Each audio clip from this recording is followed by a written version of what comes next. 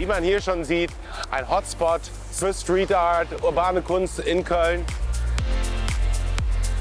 Und hier trifft sich alles. So dass man hier auch sehr gut netzwerken kann. Und gleichzeitig lohnt es sich, die Augen immer offen zu halten. Ganz individuelle Geschichten hier.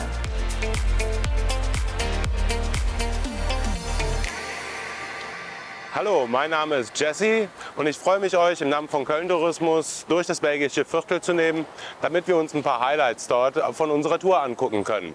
Wir stehen hier am Rudolfplatz vor der Hahntorburg und werden gleich durch diese Torburg vom mittelalterlichen Köln in das neuzeitliche Köln eintreten. Also, folgt mir, wir gehen jetzt direkt mal los.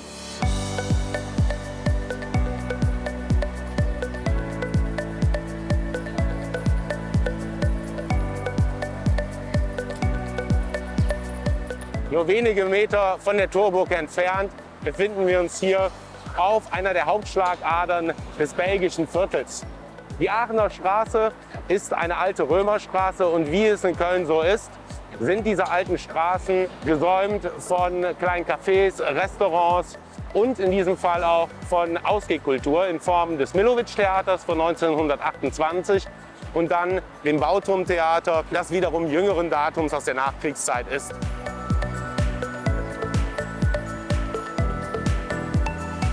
Unschwer zu erkennen ist das belgische Viertel und die Aachener Straße ein kulinarischer Hotspot in der Stadt Köln. Also ob man jetzt Streetfood haben möchte oder ein schönes Restaurant, hier findet man fast alles.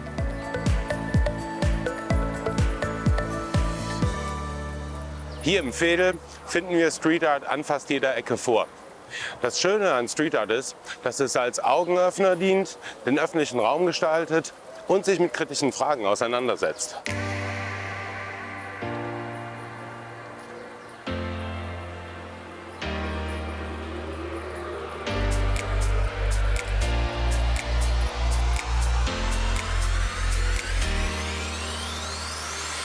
Mitten auf der Aachener Straße sind wir auch mitten in Köln.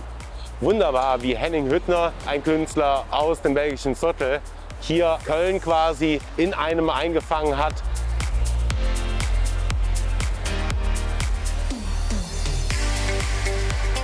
Hier vom 7. Himmel sehen wir ein Original Boris Hoppek. Und das ist ein schönes Beispiel dafür, wie Street Art gesellschaftskritische Themen wie Rassismus aufgreift.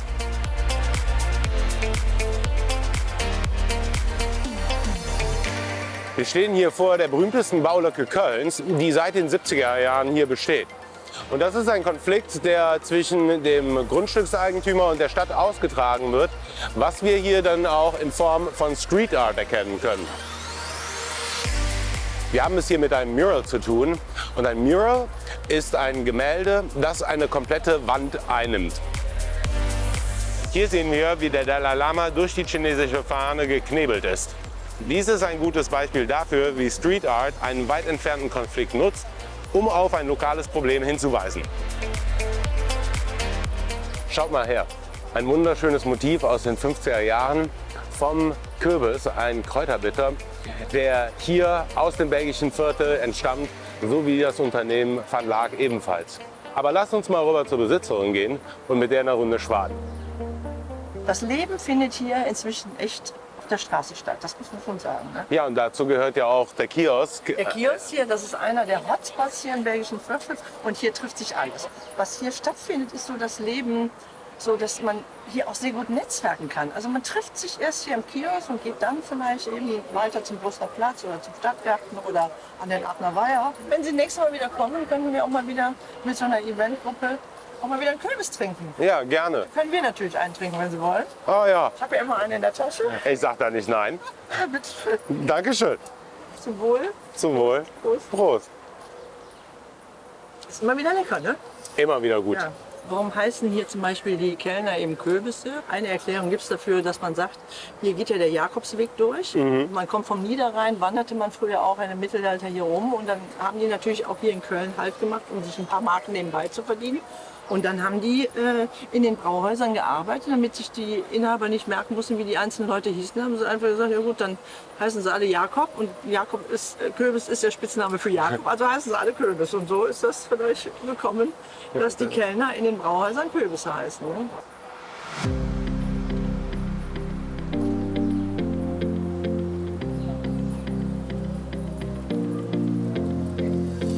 Der Brüsseler Platz ist das Herzstück des belgischen Viertels. Hinter mir mit St. Michael befindet sich dieser Platz auf der ehemaligen preußischen Befestigungsanlage. Die Kirche und eine Bühne, die man zum Weltjugendtag hier aufbaute, führte zur wachsenden Beliebtheit des Platzes, was sich dann bei der WM im Folgejahr fortsetzte. Viele Leute bedeuten allerdings auch viel Lärm. Und insofern ist man darum bemüht, hier einen guten Ausgleich zu schaffen. Und ich bin mir sicher, das kriegen wir auch hin.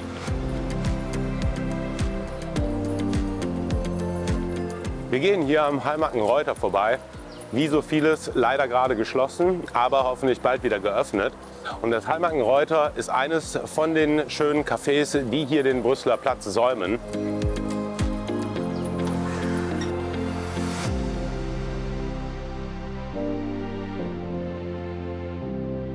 Hier im Hallmacken-Reuter sehen wir unter anderem an diesem Geländer, aber auch an der leuchtenden Ballerina, an der Theke und den Tischen, wie die 50er Jahre wirklich ihre Glanzstücke auch im Interior Design hervorgebracht hat. Deshalb freue ich mich bald darauf, wieder hier an dieser herrlichen Theke ein frisch gezapftes Kölsch zu trinken. Am Seiteneingang finden wir ein buntes Street Art Sammelsurium vor, wie den Kölner XX Exhibition, aber auch internationale, wie zum Beispiel The London Police.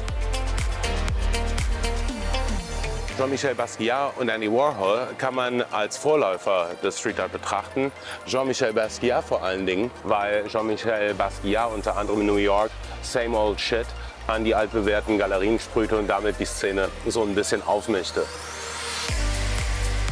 Was wir im Hallmacken-Reuter in klein gesehen haben, sehen wir hier am Friseursalon in ganz groß.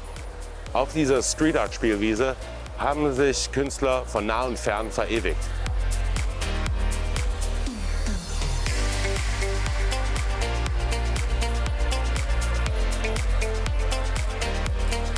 Einer dieser Künstler ist Planet Selfie hier. Ein Kölner Künstler, der sich mit dem Phänomen des Selfies kritisch auseinandersetzt. Angeblich sterben mehr Menschen beim Versuch, ein Selfie zu machen, als durch Haiangriffe. Also Vorsicht, Safety first.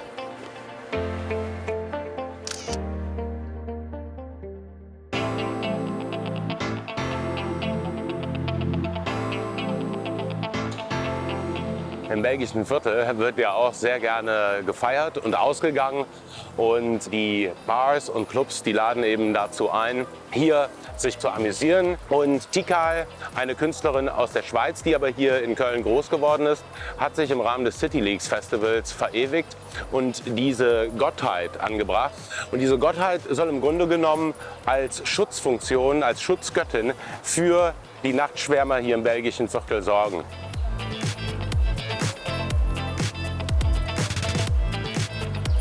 Hier auf der Maastrichter Straße haben wir jede Menge kleinere Einzelhändler mit interessanten Konzepten. Und gleichzeitig lohnt es sich, die Augen immer offen zu halten, weil man dann so Schmuckstücke vorfindet, wie hier Ernie und Bert, die Sheriffs der Maastrichter Straße auf Patrouille.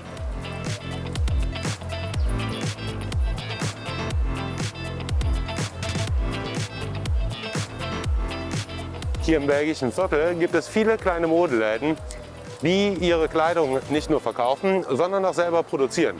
Und das gucken wir uns jetzt mal an.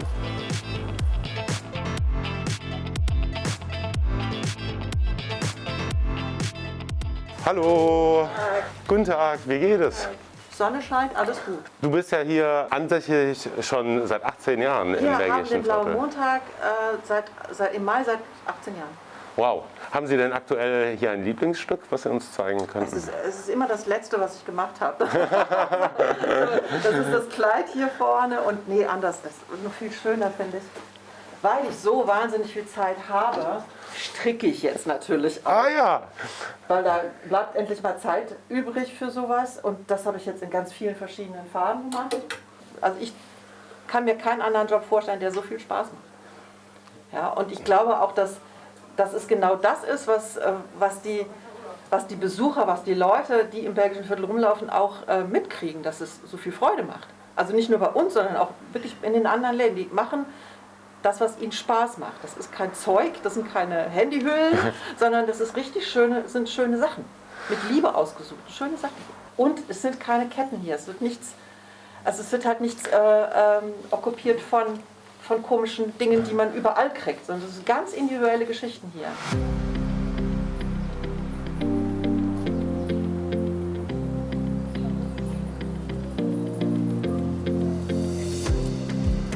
Hier in der Lütticher Straße zeigt sich sehr schön architektonischer Unterschied. Einmal haben wir hier die Gründerzeithäuser aus dem 19. Jahrhundert und in diesem Stile wurde das Viertel auch erbaut. Die Gründerzeithäuser waren, als der Zweite Weltkrieg ausbrach, noch vergleichsweise neu. Aus diesem Grund verschonte man die im Vergleich zur historischen Altstadt beispielsweise, die als das Herz der Nation galt. Auf der anderen Seite aus den 50er, 60er Jahren der Kachelbau, den wir heute vielleicht nicht ganz so prickelnd empfinden. Aber wie Mode ist Architektur auch Geschmackssache und da kann sich jeder selbst entscheiden, wo er denn lieber sein Zuhause finden möchte.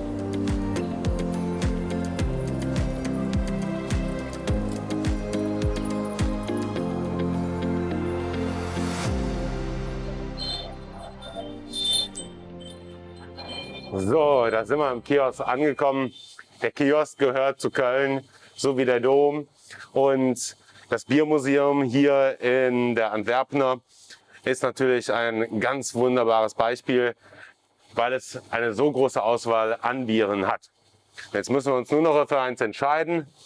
Und dann nehme ich mir, glaube ich, hier so ein lecker Kölsch. Da weiß ich, was ich habe. Hallo, wie geht es Ihnen? Bei Ihnen? Ja, sehr gut, danke schön. Ich nehme das Kölsch hier mit. Okay, bitte schön. Dankeschön. Jawohl.